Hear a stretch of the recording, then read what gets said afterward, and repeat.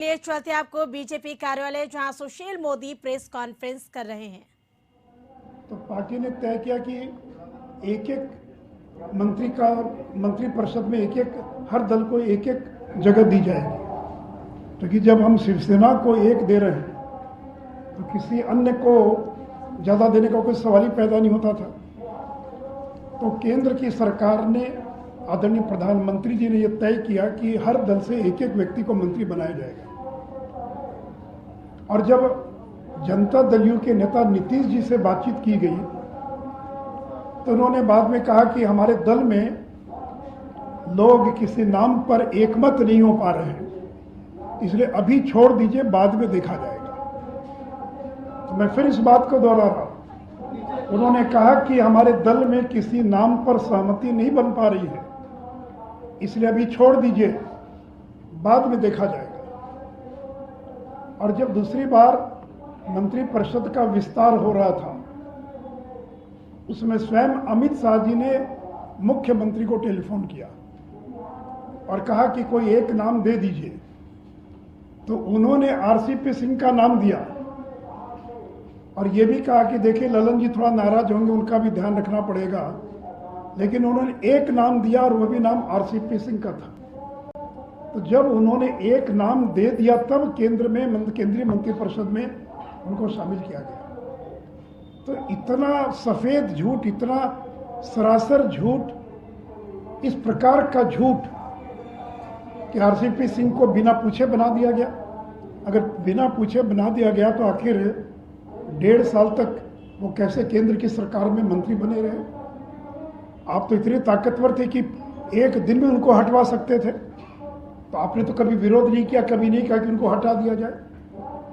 तभी तोड़ना हो तो तोड़ दीजिए, लेकिन इस प्रकार के झूठ का प्रचार ये नहीं करना चाहिए। अब मित्रों, जो दूसरा प्रचार किया जा रहा है कि जनता दल यू को तोड़ने की कोशिश हो रही थी, दिया जा रहा शिवसेना का। अरे शिवसेना हमारा सहयोगी दल थोड़ी था, वो तो वहां का सत्ताधारी दल था। आप तो हमारे सहयोगी दल थे। हमने सहयोगी दल रहते हुए कभी किसी पार्टी को तोड़ा नहीं। और जब वहां टूटी सरकार तो शिवसेना, जो कि हमारा सहयोगी दल नहीं था, उसका वो पार्टी टूटी जो है। आप तो हमारे सहयोगी दल थे, और अगर आपको हम तोड़ भी देते मान लीजिए, तो सरकार कैसे बनती? क्योंकि हम तो केवल 74 या 75 थे और सरकार बनाने के लिए 46 चाहिए था। तो पूरी जनता दल यू आती तभी ना कुछ हो सकता था, तो भी बहुमत नहीं होता। और देखिए बीजेपी ने आज तक कभी किसी को धोखा नहीं दिया है। हमने नीतीश जी को एक बार नहीं 5 बार बिहार का मुख्यमंत्री बनाया, 5 बार। राष्ट्रीय जनता दल ने 2 बार बनाया और हम लोगों ने 5 बार बनाया।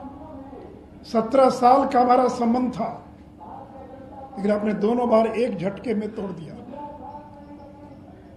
और मित्रों, मैं आपको याद कराना चाहूंगा, पुराने पत्रकारों को याद होगा, 2005 नवंबर का जब विधानसभा का चुनाव हो रहा था, समता पार्टी में 2 गुट हो गया। जॉर्ज फर्नांडिस, दिग्विजय सिंह, प्रभुनाथ सिंह, ये लोग नहीं चाहते थे कि नीतीश जी का नाम घोषित किया, वो तैयार नहीं थे। और मैंने बिना पार्टी से पूछे मैंने उनके नाम का ऐलान किया कि 2005 में नवंबर के चुनाव का मुख्यमंत्री का उम्मीदवार नीतीश कुमार होगा, और पार्टी ने उस पर मोहर लगाई।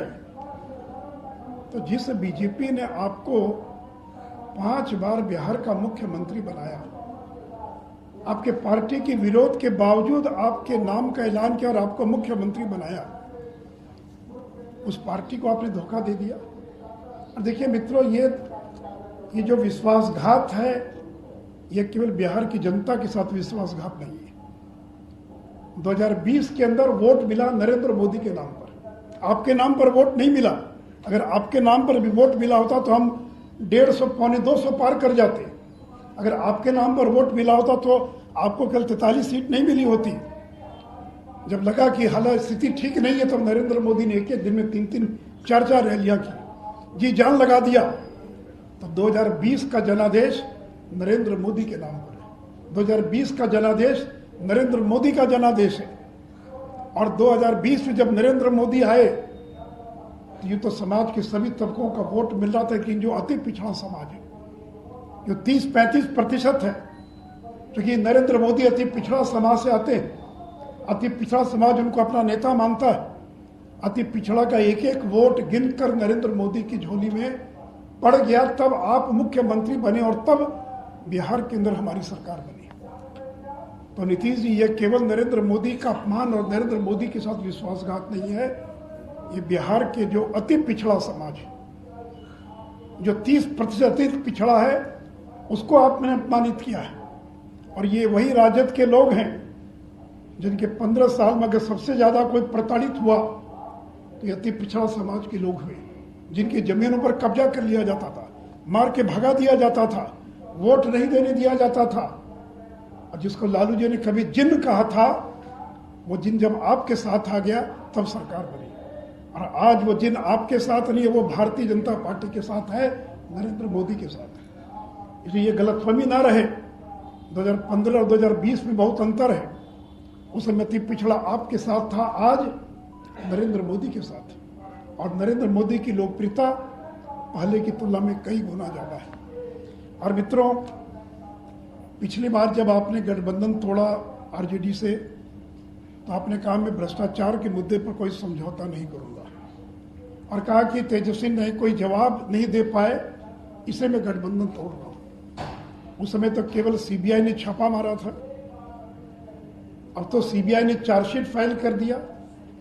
तो आपके मंत्रिमंडल में जो डिप्टी सीएम बनने जा रहे हैं वो चार्जशीटेड हैं, भ्रष्टाचार के मामले में चार्जशीटेड हैं, वो बेल पर हैं।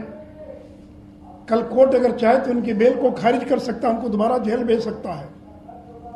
तो तेजस्वी यादव ये भ्रष्टाचार से जुड़े आईआरसीटीसी घोटाले के मामले में ये चार्जशीटेड हैं, ये बेल पर हैं, उनका ट्रायल शुरू हो गया है और इतने पुख्ता सबूत हैं कि उस ट्रायल का परिणाम उनके जेल जाने में भी हो सकता है, उनकी सजा के रूप में भी हो सकता है। तो आपकी मंशा क्या है? क्या आप राष्ट्रीय जनता दल को तोड़ना चाहते हैं? क्या आपकी साजिश है कि राष्ट्रीय जनता दल को तोड़कर और मैं बिहार का मुख्यमंत्री बना रहूं? लालू जी तो बूढ़े हो गए, बीमार रहते हैं, ये लड़का कब जेल चला जाएगा पता नहीं है। तो मित्रों, इसलिए मैंने कहा कि लालू जी ने कहा था, पलटू राम, बीजेपी ने नहीं कहा था।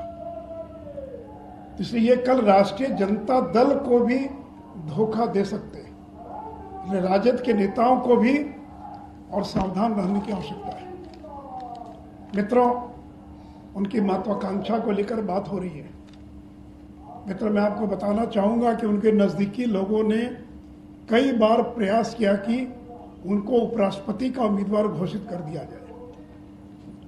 उनके लोग आए, हमारे नेताओं से मिले और कहा कि नीतीश जी को उपराष्ट्रपति बना दीजिए, बिहार में आप सरकार चलाइएगा आप लोग।